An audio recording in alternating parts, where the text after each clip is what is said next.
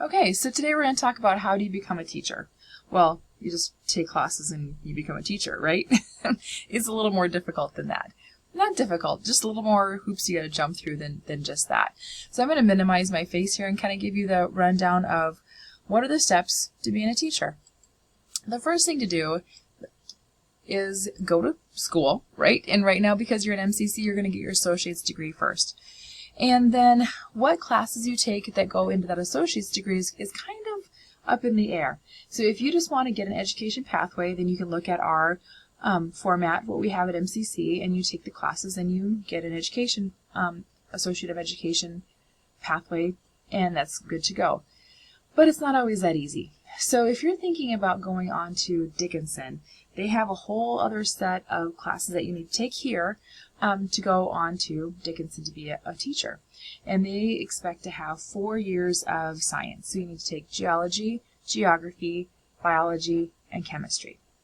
And that's for Dickinson. We do have an articulation agreement with Dickinson, so you're able to go onto them without any strings attached. You'll be going into their education program. Life is good. But if you decide you don't want to go to Dickinson, that's fine too. You want to go to Billings. Billings needs different math. So they need you to take Math 131 and 132. We don't even give that here at MCC. So if you're thinking about going on to Billings after your associate's degree, it'd be a really good idea to look into taking those classes online through Billings, so then that way when you get to that 3rd and 4th year of your education, you don't have to go back and take extra classes that you had before. What if you want to go to Missoula? Missoula, they need you to have art and theater classes that we don't offer here at MCC either. So you will have to go to Missoula, and take more theater and art classes. That's totally fine. The reason why taking that extra sciences in Dickinson, or the extra math in Billings, and the extra theater and art in Missoula is a big deal is because you will not be into their teacher program until you've completed those classes. So teacher programs are 2 years, the 3rd and 4th year, and if you extend that time, then your 4-year degree becomes 4.5 years, maybe 5 years. And nobody wants to pay that amount of money and have that much time in school when you're not getting your teaching degree in 4 years. Because, to be honest, you're not going to be making a ton of money once you get out. So, think about that. When you're going through these associate degrees right here, you think about what classes am I going to take here at MCC, they're going to benefit me later on. Something to think about. We've had quite a few students leave here thinking, oh, I'm not going to go to Dickinson. I don't want to do it online. And then decide, oh my gosh, yes, I do want to do that. And then they are already a semester to 2 semesters behind because they haven't finished a lot of those math and sciences. So, no pressure. I know this is like your first education class, EDU 101. We're just exploring, but I want to throw this out there. It is a really good idea to think about where your 3rd and 4th year teaching classes are going to be, because it does make a difference on what classes you're going to take here. Okay. Some classes or some schools need you to take the pre-praxis test. That's the one right here. Pre-praxis is the test of are you ready for teacher prep classes? Excuse me. So if you're going to Dickinson, they expect you to take a pre-praxis test. It can be online. It is kind of expensive. It costs about $150, and you need to pass that test before you can be into their teacher program, their teacher education program. Why is that important? Is because they're through an accreditation through North Dakota, and so you have to make sure that you're able to handle the work going into that 3rd and 4th year to show that you will be successful, because they have a pretty high GPA standard. So most teaching colleges will only accept 3.0 or above, and there's some that need to have 3.5 and above. I would look at, if you're looking at Black Hill State and Spearfish, they have a little bit lower. I think it's 2.75 that you have to have, but your GPA going in and GPA staying there is pretty high. So the pre-praxis is going to give us an idea, are you ready for those 3rd and 4th year classes? Something to think about. Then you need to apply for a teacher program. If you apply for a program late in the year, you might not get accepted for fall. So you need to look at when that acceptance date is. Now, we have an articulation agreement with Dickinson, so it would be like you're automatically in if you do what you're supposed to do here pass the pre-praxis test, and then you're automatically into Dickinson State, which is totally fine. But some places like Billings and Bozeman have either an April 1st or a May 1st deadline. So if you don't have your application and stuff into the teacher prep program before that deadline, then you cannot start in the fall there. So you really need to think about when you're going to be applying for teacher ed programs, how you're going to get in, and who you're going to go with, so we can start looking at what we need to do earlier in the year than just in the summer. In the summer, I think there's some places that do accept teacher ed, participants in the summer, but I know there's a hard deadline for lots of colleges. So be aware of that, of wherever you're going to be going to college.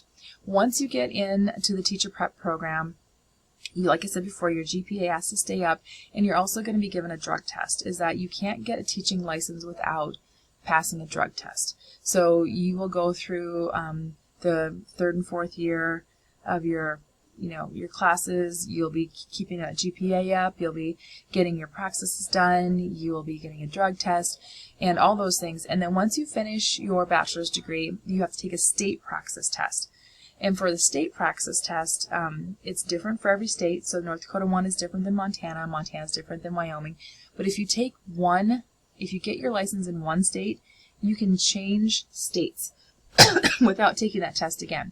So for instance, if you are taking your praxis in North Dakota and you want to teach in Montana, you would just go to the OPI website and transfer your license from North Dakota to Montana. Now that's what I did, because I graduated from Dickinson a million years ago, clearly in the 90s. It was that long ago. So when I did it, I moved over to Montana because I started teaching in Montana in 2000. So it's about 24 years ago.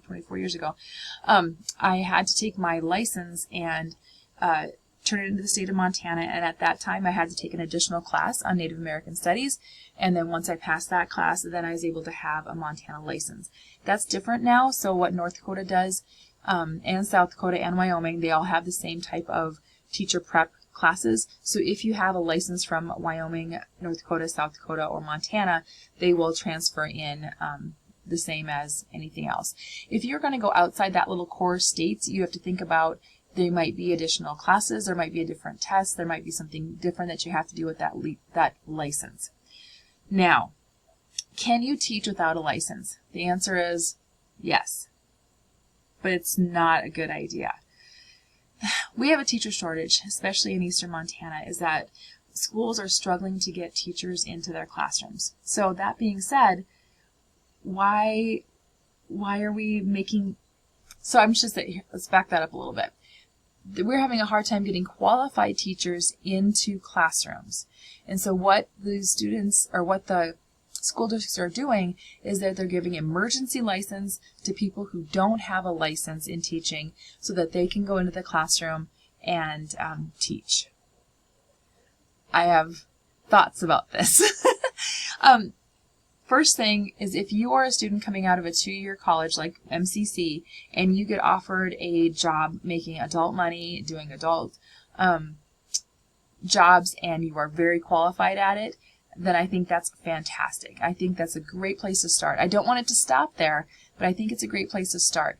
On the other hand, are we giving our students the absolute best if we are putting people into classrooms that are not licensed, haven't gotten their 4-year degree, and are not qualified? Yes and no. And so the burnout rate of teachers without their license is huge, because you don't have the background, you don't have the experience, you don't have those method classes that they teach you in your 3rd and 4th year. So you're kind of going into classroom blind. But on the other hand, some schools will help you pay for that 3rd and 4th year if you get into the school a little bit earlier. Last year, we graduated 8 students from the education program, and 3 of them already had full-time jobs before they graduated from their 2-year degree. So we have 1 student teaching kindergarten here in town in Miles City. We've got 1 teacher teaching 1st grade in Terry, Montana, and we've got a 3rd grade teacher in Cut Bank, Montana. Now, all 3 of those students graduated from MCC with their associate's degree. Let's go back to this. They never did their praxis, their teacher program acceptance. They haven't done the GPA or the drug test. They haven't got their bachelor's degree. They didn't take their state praxis yet. But they are teaching as an emergency license. And depending on the school district, it will depend on how that runs. Some of those girls that got into that program, their schools are paying for them to get their 3rd and 4th year of college taken care of, which is amazing. What a great opportunity.